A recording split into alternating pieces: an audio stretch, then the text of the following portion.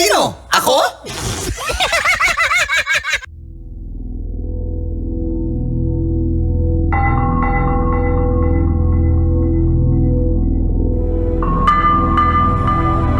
Magandang araw. Ayon sa aking pagsisiyasat na ginamitan pa ng luhika, mahika at konsyensya. Ako po si Manggas at ito ang Siko. Sino ako?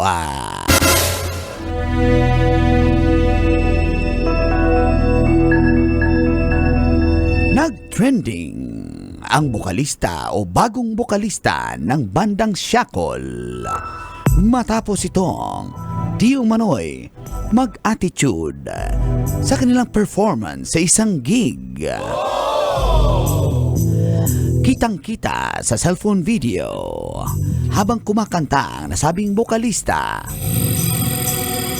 ay ibinagsak niya ang mikropono dahil nainis na daw siya. Ayon pa sa kanya, hindi maganda ang sound system at ang audio quality. Hindi daw nirerespeto ang mga bokalista at ang banda kung kaya't nainis siya. Habang kumakanta, binagsak ang mikropono. Subalit, ayon sa kanya, wala naman daw nasirang gamit dahil pagmamay-ari niya di umano ang nasabing mikropono na kanyang ibinagsak sa sahig ng stage. Napagod lang daw siya dahil nga sa biyahe at sa puyat at sa init ng panahon. Humingi naman siya ng dispensa lalong-lalo na sa mga fans niya. Sa tingin mo, kabisyo, tama ba ang naging attitude ng nasabing bokalista? Yan ang ating Siko. Sino ako?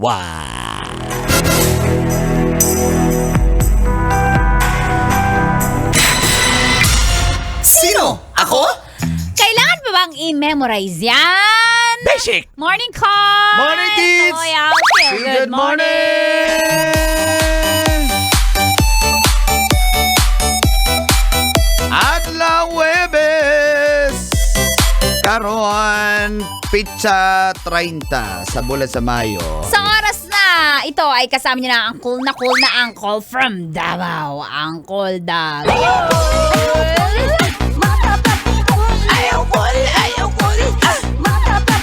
Kasama niya rin ang pambansang tita. Ang dahilan kung bakit ka nanonood ng radyo. From Bacoor, Tanya Chinita! My chinita, girl, my chinita, girl. Thank you! It's ganyan nga ba pag nabad trip ka sa stage? Ay, hindi ako Nag-attitude nagpapakita ka ng ba? emosyon kahit mahirap siyang itago sa mukha ko as a Capricorn, pero sa tagal ko sa industriya, alam ko na mag self-control. Ayan. As a performer, ano bang nakaka-bad trip pag nasa stage ka na? Magbigay ka lang. Siguro yung please. hindi organized na program. Okay. Paiba-iba, ang daming changes. Tapos nasa stage ka, wag daw yan. Ay, oo. Yung mga ganon, tapos isisenyas ng coordinator, mali. Wait. Tapos hindi naman sinulat ng tama sa program, sa script mo. Okay. So ang magmumukhang mali nun, yung host. Alright. Yung mga ganon. Okay, not as a host, as a band vocalist. Kasi naging Vocalista. vocalista ka rin Vocalista. ng banda mo. Anong nababad trip kapag nasa stage ka na? Poor sound system. Yun! Poor sound Yun na nga. system. Doon na bad Kapag- trip itong vocalista ng Shackle na bago. Kasi hindi na si Noel yung vocalista nila. Ito si Warren na eh. Si Warren. Oo. So na-upset siya, hindi ba Na-upset ayos? siya kasi nga parang, alam mo yung pag kumakanta ka, hindi mo maririnig yung boses mo Oo, dahil oo. mahina yung mic. Oo, yes. Di ba mapapaos ka nun? Walang Oo, monitor oo, sa stage. So, ang Hindi mo nire-request marinig mo sa technician, iangat nyo po yung mic ko or iangat nyo yung mga monitors dito sa stage para Yes. marinig ko yung sarili ko. Okay.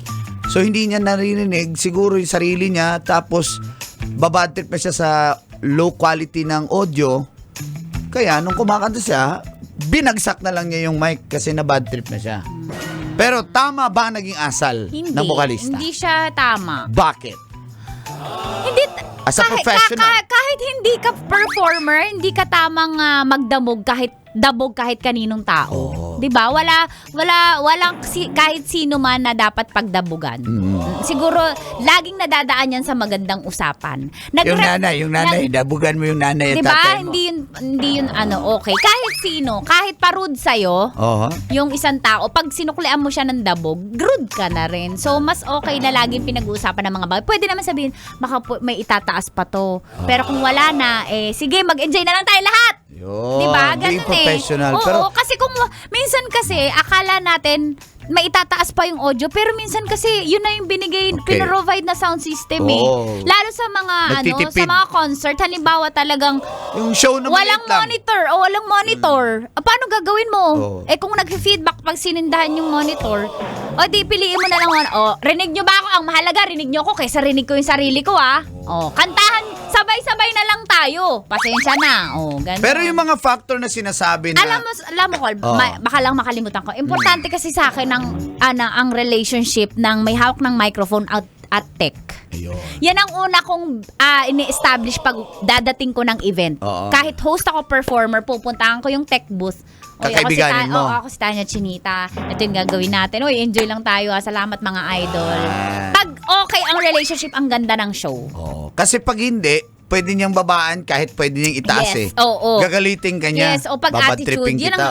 yan talaga isang sa natutunan ko. Meron din kasi mga hosts or performers na attitude din naman kahit kasi ate ka lang, wag mong taga-sound system ka lang. Maliit yung tingin nila sa taga-sound system. Hindi.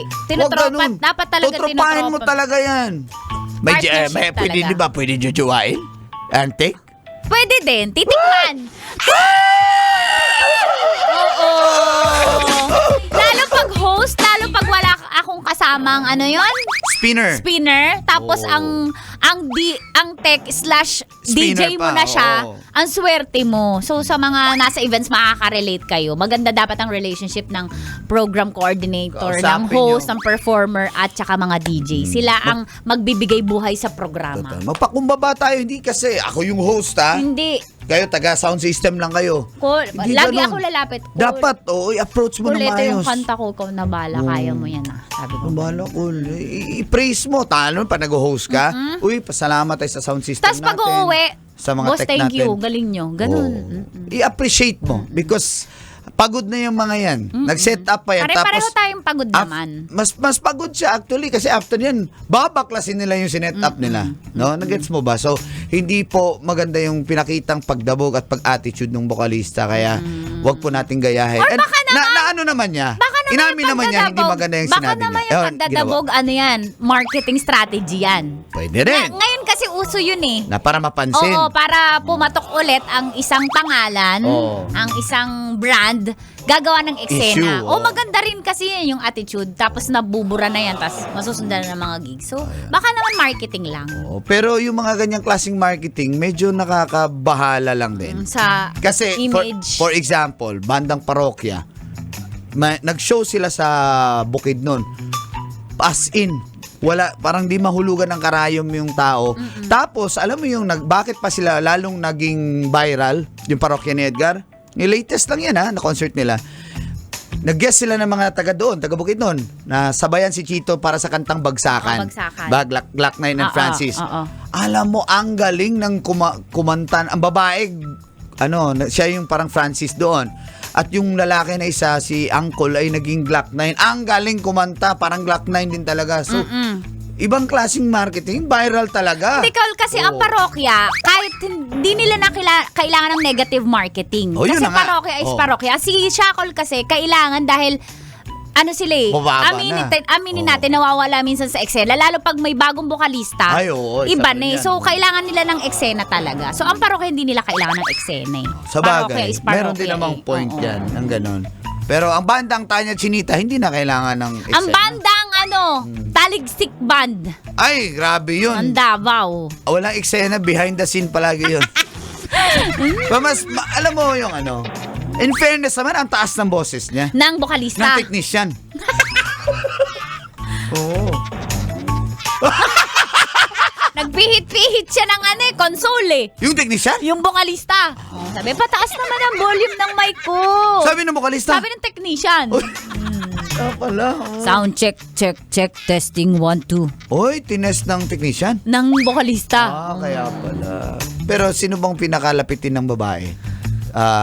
Vokalista? Bokalista, syempre. O- Bokalista siya yung nasa stage. Taga-banda o taga-sound system? Taga-banda. Talaga, Oo, busy yung taga-banda. taga-banda, nagpe-perform, nagja-jamming na yung taga-sound system. Hindi, busy lang yun. Nag-sound check. Yung taga-banda. Yung bokalista. Kala ko taga-sound system eh. Grabe, binaklas nila. Ang bibigat ng mga wirings na kinabit nila. Ng technician? Di ng vokalista. Sabi niya, sabay-sabay tayo kumanta! Sabi ng vokalista! Sabi ng technician. Sabi niya, laklak ka ng laklak, mukha ka ng para! Sabi ng bokalista. Sabi ng drummer. Buhay pa ba kayo dyan sa likod? Sabi ng vokalista! Sabi ng technician. Uy, grabe. Kahit nasa kalagitnaan ng show, nag-ano pa siya, nagwa-wiring siya doon. Yung technician? Yung vokalista. Tay, habang kumakanta siya, nagiinom eh. Uy, yung vokalista. Technician. Grabe. Ma'am, ito na po yung USB nyo. Nakuha ko na po yung mga kanta. Kinuha ng technician? Kinuha ng bokalista. Pati number mo, kinuha niya. Ng technician? Oo. Habang nagsushow, may ka-video call. Yung technician? Oo. Ay, ganun pala. Ganun ba yun, Col? Sabi ng vokalista. Ay, naku, nakakamiss magbanda. Mga kabisyo, hanggang mamaya nyo pa po kami makakasama hanggang las 9. Ang importante, wag mag-attitude. Chud! Maging professional po tayo. Tama Hindi man natin yan. magustuhan yung sound system. Kung yan lang yung budget ng, Oo. ng event, ng client, ng organizer, just go with the flow. Tandaan ang pag nagdabog ka, ano yun, image mo yun, hindi image nung Sa'yo. pinagdabugan Sa'yo yan. mo. Maraming salamat. Of course, ito pa rin ang stasyon number 1. Kaya nakikinig sa 90.7 Love Radio. Kailangan ba bang i-memorize yan? Basic! Kailangan pa bang i-memorize yan? Love Radio. Basic!